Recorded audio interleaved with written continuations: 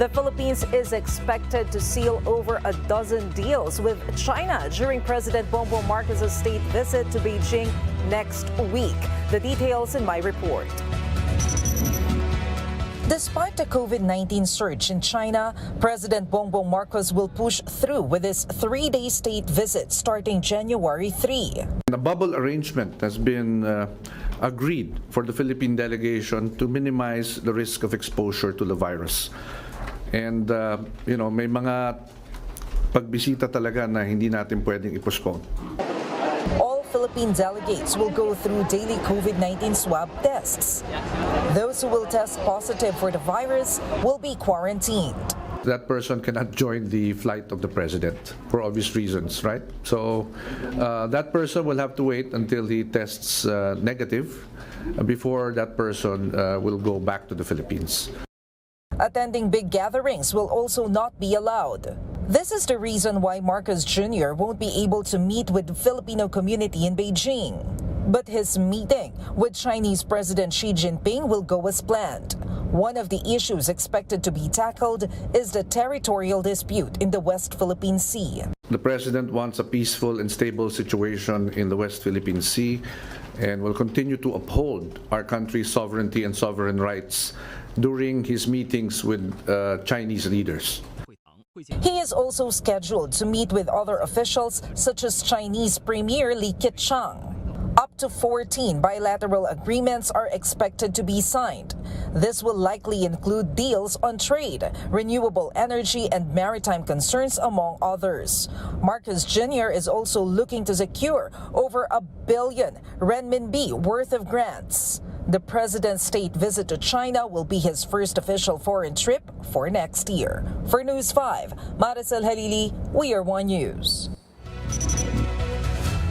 And to talk with us more about Marcos Jr.'s scheduled visit to China, Henry Lim Bon Liong is now joining us. He's the president of the Federation of Filipino-Chinese Chambers of Commerce and Industry Incorporated. Sir, magandang gabi and welcome to The Big Story.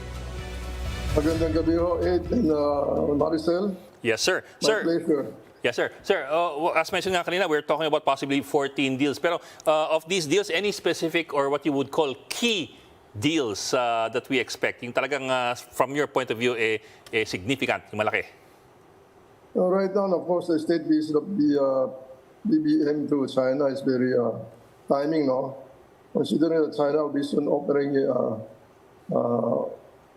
its borders, no? And also relaxing the protocol by January 8th of next year. And of course, we would like to attract more Chinese tourists to come over to the Philippines. You know that Chinese has around 150 million to 200 million people going out of the country every year. That is before the pandemic. But we hope that we can get a bigger chunk of these Chinese tourists coming here. And aside from that, of course, there will be a lot of partnership now, from infrastructure to agriculture to energy, telecom, manufacturing. And all of this that we are seeing very positive now on the trip of BBM to China.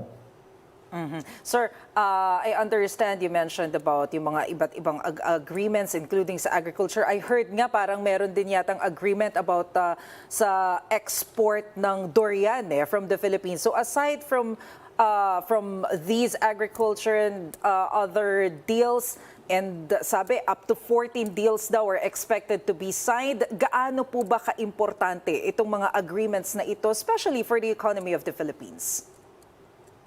Actually, the bilateral deals between China and the Philippines may be more than 14 because there will be a lot of big businessmen who will be joining the president's trip to China.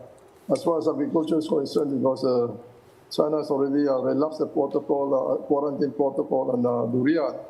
So we hope to export as many durian as possible. And as far as we are concerned,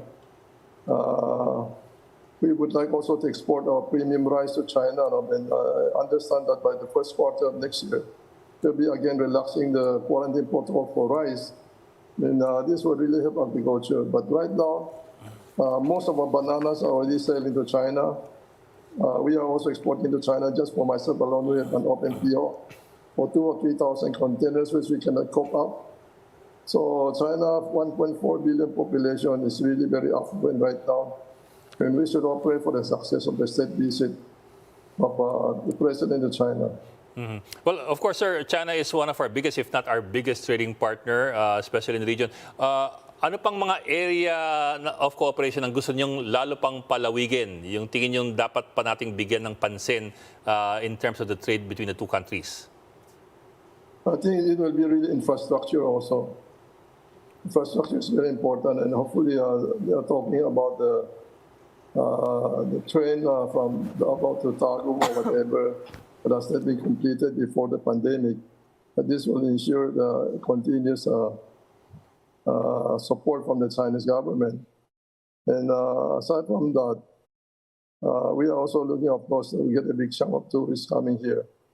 The Philippines got only a measly 2 million tourists now before the pandemic, while Thailand was getting around 10 to 15 million Chinese tourists. So we really have to work hard on tourism. And China is also going to open up later on.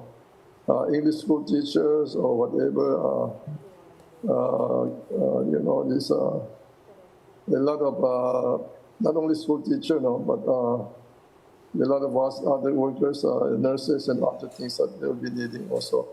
And you should know that the Chinese population is getting older now, and they need young people like us in the Philippines to really subsidize some of the workforce. It will be a very, very, I think, fruitful visit for the President. All right. Thank you for your time, FFCCCI President Henry Lim Bon Liong.